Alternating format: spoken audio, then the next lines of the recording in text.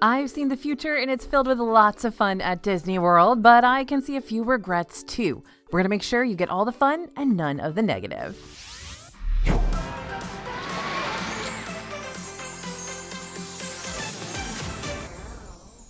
Hey everybody, it's AJ for Disney Food Blog. Since we just started out the new year, let's start things off with a clean slate. We don't want to go into our upcoming Disney World trips with high expectations, which can lead to a whole lot of regrets. So we're turning to the DFB Magic 8 Ball today to answer our burning yes and no questions regarding the fate of our future Disney vacays. Yep, these are reasons you might regret going to Disney World this year and how to make sure you avoid all of them. Okay, first up, you might be too late. Depending on when your trip falls in 2025, you might wind up missing out on seeing certain Disney attractions forever. No pressure, right? But it's true. 2025 is going to be a year that kicks off a lot of major changes for Disney World. It's going to be a lot of closures, a lot of construction, and with these major changes means major demolition. So, Magic 8 Ball, what saith you? Are these attractions that are on the up and out going to be closed before our trips, or is there still time for us to catch them before they're gone? Cannot predict now. Well, that's not going to help us out much, but I think I know where the Magic 8 Ball is going with this. While some attractions do have permanent closure dates set, others have loose closure dates that could mean we'll still be able to see them during our future trips, or we'll miss them by just that much. So here are all the specific and loose closure dates that we know about for the rides so far, so you can try to plan your vacation around them as best you can. Over in Magic Kingdom, the new Cars-themed land slated for the area will be taking over the Rivers of America and Tom Sawyer Island, which means that Tom Sawyer Island and the Liberty Square Riverboat are completely being demolished in 2025. Disney's mentioned that they'd like to get construction started in this area earlier in 2025, but there are still a few permits that Disney needs to rework before it can be officially underway. So for now, if you're going to Disney World in the near future, these sections should still be up and running for the time being. As for Big Thunder Mountain Railroad, we're out of luck there. Now don't panic, Big Thunder isn't going away for good as far as we know, but it is being revamped currently, meaning it won't be open for the remainder of the year and probably into 2026.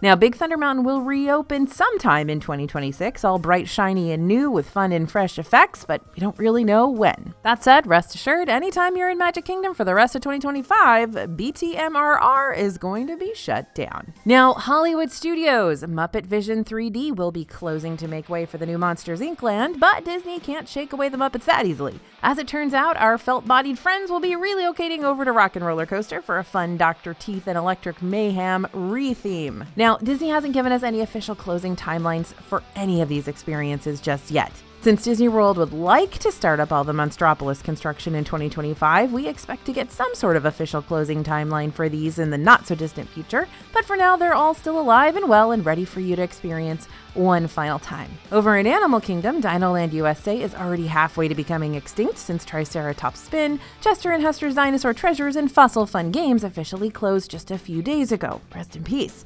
Dinoland USA is on its way out so that the new Tropical Americas section can carry the torch next. The good news about Dinoland for 2025 is that the dinosaur attraction itself will remain open for the remainder of the year. I also think it's good news that Restaurantosaurus is still open at the moment, so there's a good chance you'll be able to experience those before the new Indiana Jones ride takes over this location. Oh, and they put another big giant restaurant in. Also in Animal Kingdom, we'll soon be saying goodbye to It's Tough to Be a Bug, currently inside the Tree of Life, since it's going to be replaced with a Zootopia-themed show called Zootopia Better Zoogether.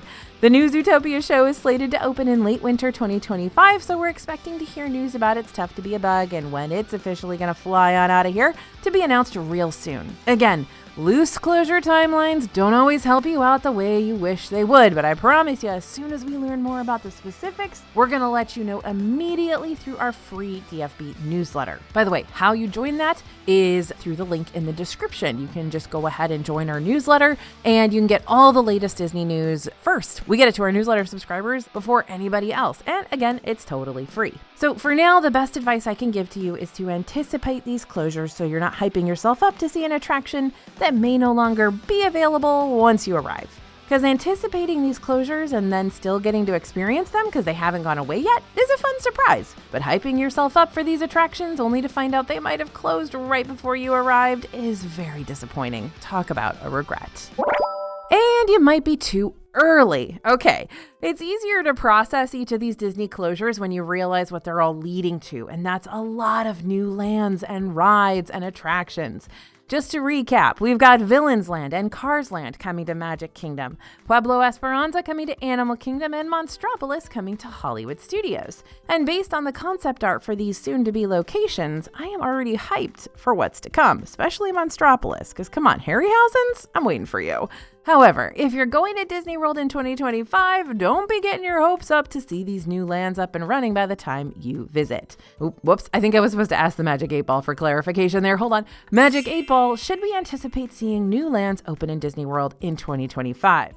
Don't count on it. Yep, there you go. Since construction on these new areas is mostly going to be starting up this year, that means these lands still have a long way to go before they're ready to delight and razzle-dazzle us. 2025 is more of a prep year for Disney World. Kind of one of those team building years, right? But don't let that discourage you if you're already planning on going to Disney World in 2025, because new things are going to be happening all throughout this year too. So what do you have to look forward to? Well, we got 2 new stage shows coming to Hollywood Studios in summer 2025, Disney Villains, Unfairly Ever After, and The Little Mermaid, A Musical Adventure. The summer is also going to bring the new Disney Starlight Nighttime Parade to Magic Kingdom, and later on in the summer, Test Track will finally reopen over at Epcot to give us a brand new version of the ride featuring new show scenes and an enhanced special effects situation. 2 lounges will make their debut in 2025 as well. The Spaceship Earth Lounge for Epcot is set to open in late spring 2025, while the Pirates of the Caribbean Tavern for Magic Kingdom is going to open later in the second half of the year. And like I mentioned earlier, Zootopia Better Zoo Gather will be opening in late winter 2025 over in Animal Kingdom. It's not just permanent closures you got to be on the lookout for in 2025. Certain rides across Disney are also experiencing temporary closures just for routine maintenance purposes, which is a good thing, of course, but it does mean you might be running into fewer rides during your next visit. For instance, Astro Orbiter over in Magic Kingdom is now closed for a lengthy refurb and isn't slated to reopen until summer of 2025. Grand Fiesta Tour starring the 3 Caballeros and Epcot is also currently closed, but it is scheduled to reopen on March 15th. And Kali River Rapids is now also closed for its annual seasonal refurb, but we don't have a reopening timeline for it just yet. If you're keeping score, that means, per the release of this video, Animal Kingdom is now down by 2 rides, Magic Kingdom is now down by 2, and Epcot is down by 2 as well. Fewer rides and attractions across the parks, whether it be due to permanent closures or extended refurbs, are bound to impact the rides and attractions that are going to remain open around Disney World, and that's because, well, fewer rides to choose from means longer lines elsewhere. I'm afraid of the answer I'm going to get, but I'm going to ask Magic 8 Ball, are long ride lines going to completely ruin our 2025 trip? Answer, very doubtful. Oh, hey, now that's an answer I can get behind. Even when Disney's ride lines might start looking more intimidating than usual, there are always ways to prepare yourself in advance to conquer them head on. First, lightning lanes. Multi-pass, single pass, premier pass, and Disney World might be 3 separate purchases, but they'll all conquer essentially the same thing. They're each premium services that help you bypass the standard queues for most of Disney World's rides. Some folks choose to skip these add-ons, which is fine, but if you're planning on visiting during a time of year that you know is peak travel season, like around summer vacation or the winter holidays, or if you've got multiple members in your family who you know aren't going to want to wait in any ride line that goes beyond 20 minutes, like me, Lightning Lane purchases could very well save your trip. If you want all the deets surrounding each of Disney's Lightning Lane services, including typical price ranges, the best Lightning Lane selections you can make, and step-by-step descriptions to help you decide if these add-ons are actually worth your hard-earned cash. All that info is featured in our free Lightning Lane guide, which you can pick up right now by scanning the QR code you see on the screen or by heading to disneyfoodblog.com/multipass after this. Now, if you're staying at a Disney-owned hotel, and I mean any Disney-owned hotel, then you'll have the early theme park entry perk at your disposal, which will allow you to enter any park on any day 30 minutes before they open to the general public, meaning you get a healthy head start on knocking out the rides. However, if you're staying at a Disney Deluxe resort during your vacation, you'll also have access to extended evening hours, which are for Deluxe resort guests only, and allow you to stay in select parks on certain nights for an extra 2 hours longer than everyone else. This little perk can majorly help cut down on ride waits too, so if you want to see when extended evening hours are available during your visit, check Disney's park hours and events calendar on the Disney website before you go. They don't hold them very often, so if you're thinking about booking a super expensive deluxe hotel just for that perk, make sure it's happening while you're there. Now, after-hours events are a separately ticketed purchase where the parks stay open for 3 extra hours for a limited number of guests. This means extra hours guests can hop on rides with limited waits, walk around the parks with no shoulder-to-shoulder crowds, meet rare characters, and enjoy complimentary snacks throughout the night, like those famous Mickey Premium bars and fruit bars and Mickey ice cream sandwiches and popcorn and bottled sodas and waters. After hours can be just as expensive as a regular park day ticket, if not more so, depending on when you go. So if you do choose to take this route for one of the parks in order to help you get through ride lines a whole lot faster, make sure to take advantage of that pre-party mix-in time frame where you'll be able to enter the park 1 to 2 hours before the actual event begins, even without a regular day ticket, so you can just soak up some extra park time. Now, if you don't want to pay extra to skip over the bulk of Disney's ride lines, you don't always have to. Even if you're not using early theme park entry, arriving at the park before rope drop, aka right when the park opens, can still give you a head start to the day, since lots of families might choose to sleep in and skip the morning rush altogether. While those rope drop crowds can look super intimidating initially, since everyone will be all crowded together in front of the gates, once that proverbial rope drops, the crowds will disperse and you might find that the ride you want to make a beeline for still has a wait time that's going to be a lot more reasonable now than it'll look later in the day. Also, ride lines typically start to go down in the late afternoons and early evenings too, because everybody's going back to the pool or to get some dinner. Now, as long as you're in line for a ride before cast members close off the queue for it by the end of the night, you will be allowed to wait and ride the attraction, even if the wait time seeps past the park's closing hours. The only problem with this method is that it can still be somewhat of a gamble, because if anything happens that causes the ride to close, they're not going to reopen it. It's going to be down for the rest of the night and you'll have to cut your losses. Now, maybe you just need to embrace those higher wait times. You don't always have to fear the ride lines. Many of Disney's queues are actually pretty fun and immersive to wait in, like Dumbo the Flying Elephant in Magic Kingdom with its full-on playground for kids, or Peter Pan's Flight with the interactive nursery, or Soarin' Around the World with its trivia games that you can play and compete against other guests in line through the Play Disney parks.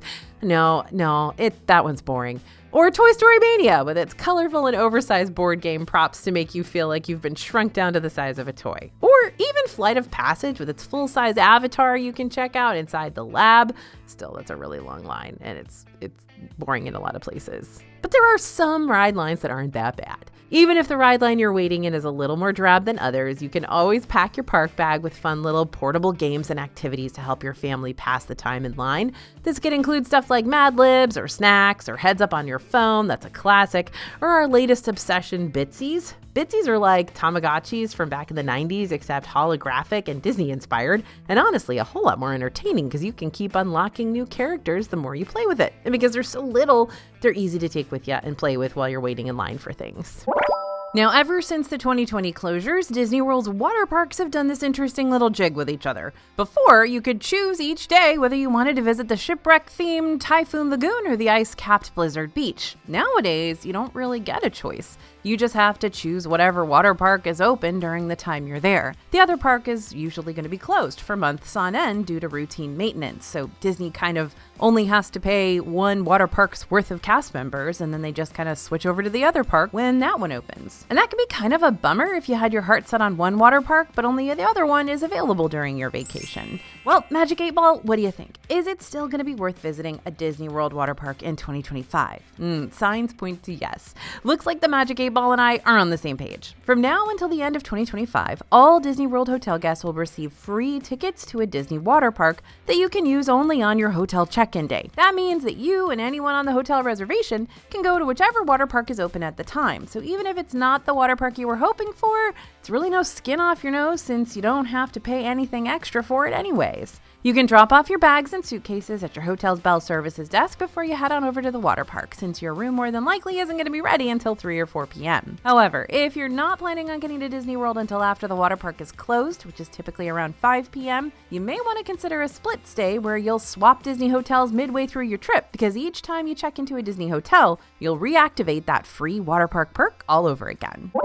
Price hikes everywhere. 2024 brought us another wave of hundreds of price increases across the board for park tickets and food and merchandise, even parking. And if history repeats itself, price hikes are more than likely going to happen again in 2025. Suddenly, standing in line for those rides or sitting at that character buffet during your Disney trip this year is going to go from, wow, this is such a nice time with the family, to, was this really all worth the price I paid? All right, Magic 8 Ball, I've got another question for you. Is it possible to budget for a Disney World vacation in 2025 without feeling like you're going to have to put your family in a serious financial bind to do so? It is decidedly so. Are you feeling okay, Magic 8 Ball? You're not broken, are you? Budgeting for a Disney World vacation feels a lot like looking at a syllabus for one of my old college courses. At first glance, you see the schedule laid out for the entire semester, and things already seem super overwhelming. How on earth are you going to read 6 novels, write 5 essays, take 7 exams, and participate in a group project all before the end of the year? But then you see the way things are broken up month by month, and the workload becomes a lot more manageable once you learn it's not all going to be due at once. The same thing can be said for your Disney World vacation. When you see that initial total for your Disney World trip, the price tag is insurmountable. And even if you do surmount it, there might be that lingering buyer's regret following you around afterwards. Not because you regret investing in your vacation, but you regret investing so much into your vacation. But the good news is that you don't have to pay for everything right then and there. You just need to figure out a savings time frame that works best for you so that you can save or pay things off a little bit at a time to make a major trip like this more doable and make you a whole lot less stressed. So here are some of our best budgeting tips for you if you're now feeling inspired and want to get started on planning out those Disney World vacation payments right away. Tip number 1, buy the discounted gift cards. You can find many Disney gift cards discounted at stores near you, like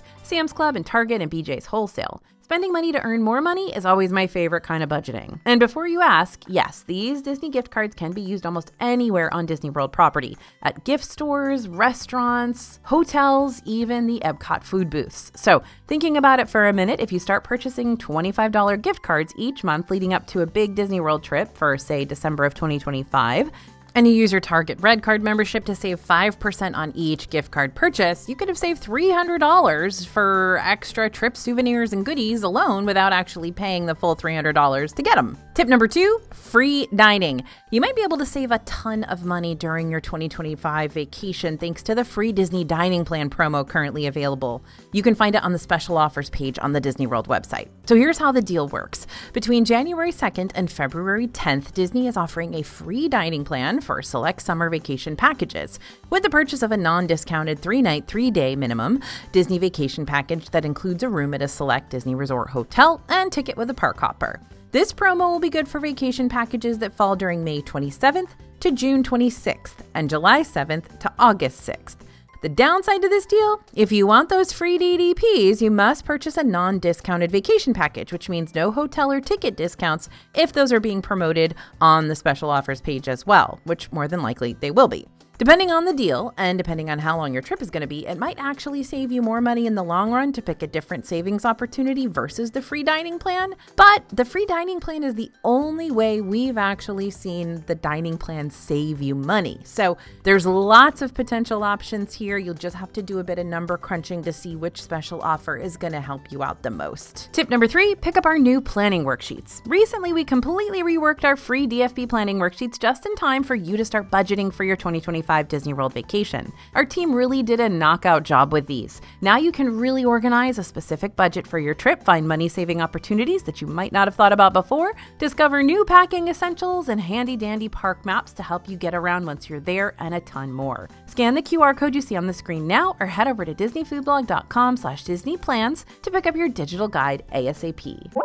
I don't need to ask the Magic 8 Ball for advice with this one. As a mom, I know just how overwhelming it can be to travel with babies anywhere, but it can be especially taxing when you just want to take your littles to Disney World to have a good and magical time and you're worried that you're one meltdown away from this becoming the worst trip in the history of worst trips. So here are a few traveling with kiddos tidbits that I've gathered over the years that hopefully will help you out like they've helped me. Number 1, take a break. I've noticed a few of you popping into the comments recently to bring up a very good point. Lots of families feel like leaving the parks to take a break or go take a nap back in your hotel isn't a realistic expectation, especially if this is a once-in-a-lifetime trip for you and your group. If you feel like you fall into that category, yet you have a little one that's going to be really cranky if they don't squeeze in their 2 p.m. nap, then I'd highly recommend checking out one of the baby care centers. Baby care centers allow you and your kid to escape the hustle and bustle for a bit to take a much-needed break without having to backtrack all the way to your hotel. These centers will hook a parent up. We're talking private nursing rooms with rocking chairs and changing rooms and high chairs and a kitchen with a microwave and sink and TV. Not to mention, these centers also have on-site shops with all the formula and baby food and diapers and wipes and meds and clothing and sunscreen you could possibly need when you accidentally forget to pack any of these essentials yourself or you run out of them. And where can you find these baby care centers? In Magic Kingdom, baby care is to the left of Main Street USA between the Crystal Palace and Casey's Corner. In Epcot, you'll find it at the Odyssey building right before you enter into the World Showcase from the Mexico Pavilion side. In Disney's Hollywood Studios, you'll find it directly to the left as soon as you enter the park, around the same location as guest services. And in Disney's Animal Kingdom, you'll find it in Discovery Island, attached to Creature Comforts. If your kids are good sleepers, you might also be able to get away with putting them in their stroller and pulling down the cover and letting them snooze for an hour or two while you continue making your way around the park. Just make sure you got a clip fan attached to your stroller to keep them from overheating. Tidbit number 2, do not skip breakfast. Please, I'm begging you, get something in your stomach in the morning, even if you're not a breakfast person. Just a little hit of protein can do wonders for not just the little ones, but for you too.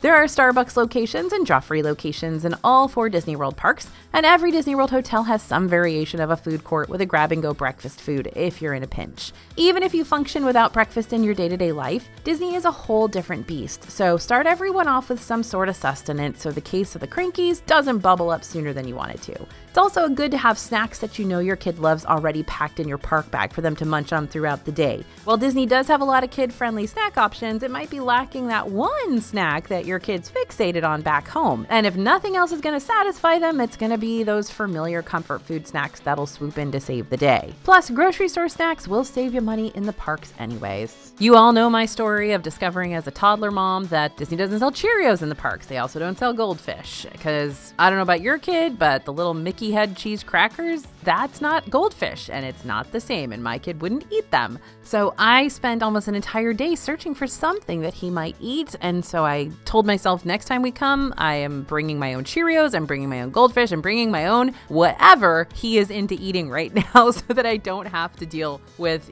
trying to get him to try something new when he's already in a bad mood. And tidbit number 3, go easy on yourself. If your kid cries, it's okay. If you cry, that's okay too. As a new parent, there's still a lot you're trying to figure out here. Heck, even as a seasoned parent, there's a lot you're trying to figure out. There's a spiral of learning new things about your family and yourself, and believe me, it continues to happen in Disney World. Even without kids, Disney can be pretty overstimulating thanks to the heat and the nonstop action and the 20,000 plus daily steps. So when you throw a new member of your clan into the mix, then that just brings us back to the point I was talking about earlier. Your trip doesn't have to be flawless to still be a good trip. So now, without further ado, here's my rapid fire list of things that you might want to try out if you're ready to pick your kid up by the bootstraps as well as yourself and start having fun in the parks again. 1, find shade and indoor buildings with AC as often as you can. Plan at least one break day to chill at your resort pool. If your little one is older, have some games pre-downloaded onto your phone or pack a small toy or activity books to distract them at sit-down restaurants. Dress comfortably and, of course, stay hydrated. You know we're always going to tell you to stay hydrated here on DFB Guide. Okay, another reason you might regret going to Disney World in 2025. All your meals are super disappointing. It wasn't a fun reality in 2024, it wasn't fun in 2023, and it wasn't fun during all the years before that. Being disappointed by a Disney World meal can just really be a big old bummer and fill you with tons of regrets when you consider just how much you spent on that meal and how many other options are out there that you could have chosen instead. That's basically why we exist. As Disney Food Blog, I don't ever want you to be upset with what you've chosen to eat in Disney World, and you don't have to be. Hey friends, Bria the scriptwriter here, and I have a personal story that goes along with this point, but it's more goofy and less tragic, so I'll make things lighthearted, I promise. My hubby is a really big Star Wars fan, like really big Star Wars fan, so I was excited to take him to Docking Bay 7's quick service over in Galaxy's Edge, which is known for its intergalactic eats with a more familiar twist. I mobile ordered my personal favorite, the roasted Endorian chicken salad, but I mobile ordered him the Endorian fried chicken tip yip, which I thought he would love because, well, he loves chicken. But then when we got our order, he started laughing, and I was like, oh, what's so funny? And he was like, these are just 2 giant looking chicken nuggets, which, he's got a point there, and Then I started thinking about it and I was like, yeah, we did just order 2 giant chicken nuggets for $16 when we could have gone to Backlot Express and got a 4-count of chicken strips with a side of fries for $11. To be fair, he still loved his 2 giant chicken nuggets and he really loved eating at Docking Bay 7, and we still giggle over this 2 chicken nug situation to this very day, but maybe that was more of a you had to be there moment. Regardless, the point still remains. It's one thing to be slightly disappointed with your quick service meal that your wife just up and orders for you, but if we had been eating somewhere a whole lot fancier and higher priced, there might not have been as much humor in a situation where we weren't exactly thrilled by the food we received. Okay, so Magic 8 Ball. Can we avoid this Disney dining dilemma in 2025? Oh, it is certain. By the way, I rigged the Magic 8 Ball. Of course it's certain because we've got the brand new DFB guides to Walt Disney World dining on the dfbstore.com website right now. That'll be changing the way you dine in Disney World from here on out. I guarantee it. Just look at these. We've got sections for 101 dining tips, specific park dining tips, resort dining tips, Disney Springs. We've even got water park dining tips for all of you out there planning on using your free water park perk this year. And the pictures. We've got so many new and updated pictures for you to ogle over, which, yes, does include the little fried and Dorian chicken tip yips in the Hollywood Studios section. But what I'm most excited about is just how easy this new guide is to navigate. I'll let you be the judge of that yourself. If you want to pick up this brand new collection of 2025 Disney World dining guides, head over to dfbstore.com. And don't forget to type in code YouTube to save some extra money on your total purchase. So if you're trying to ask your own Magic 8 Ball if buying add-ons for your upcoming Disney World vacation is the right way to go, but the only answer you keep getting is ask again later, then it's time to start taking matters into your own hands. While add-on purchases may not seem like a make or break deal for your Disney vacation, throwing them into your plans at the last minute can make you start regretting the whole trip because you've created more stress than you needed to. Let's start with Park Hoppers first. You can purchase Park Hopper add-ons when you're buying your theme park tickets online, and it's really easy too. You just choose the Park Hopper option instead of the 1 park per day option before you check out. However, if you skip that option when you initially purchase tickets, that doesn't mean you can't change your mind later on. You can always tack on those Park Hoppers if you wind up changing your mind. No harm, no foul. But here's the thing, when it comes to Park Hoppers, it's all or nothing. What I mean by that is that you can't pick and choose which days you want to use Park Hoppers for. So even if you just wanted to use it on one day of your 5-day park ticket, you're still going to have to pay the extra $65 for all 5 days, since the price you pay for Park Hoppers is based on your original number of ticket days, no matter how many of them you have left. So if you're on day 3 of your 5-day park passes and you suddenly decide you want to hop between parks, you're still going to have to pay the difference for all 5 park days, including 1 and 2, which are already over. Okay, so maybe that's not too big of a loss to make you regret the entire Disney World vacation, but it can definitely start off one of your days mid-trip on a real sour note if you don't realize how much money you're going to end up throwing away when you purchase Park Hoppers so late in the game. All right, Lightning Lanes, you are up next. Back before Lightning Lane switched from their Genie Plus service and evolved into multi-single Premier passes, you only had the option of purchasing and booking Lightning Lanes on the day of your park visit. But now, Multi-Pass is a lot more helpful and lets you pre-select up to 3 Lightning Lanes before each park day and up to 2 single passes before your park visits too. If you're staying at a Disney-owned hotel during your next trip, you'll be able to purchase and make Multi-Pass and single pass selections starting 7 days before your hotel check-in day. But if you're going to be staying off-property, the earliest you'll be able to book them is 3 days before your visit. You can probably fill in the blanks from here as to why it's a good idea to book Lightning Lanes as soon as you're able to versus waiting until the last second. The Lightning Lane well is liable to dry up, especially for those more popular attractions during Disney's busier seasons. So if you wait to purchase multi-passes or single passes right when you enter the park, you're already starting yourself off at a disadvantage, even though you'll be paying the exact same price for the service as those who chose to pre-select Lightning Lanes before their visit. And yes, putting yourself at a Lightning Lane disadvantage can actually make you regret going to Disney World. I've been there. In the past, I've entered Magic Kingdom an hour or so after park opening and decided to purchase Lightning Lanes once I got through the front gates, and to my dismay, I discovered the scraps that were left for me to choose from. Even though my kid was begging for me to grab a Lightning Lane for Peter Pan's flight, even though the Lightning Lane was non-existent no matter how many times I refreshed the My Disney Experience app,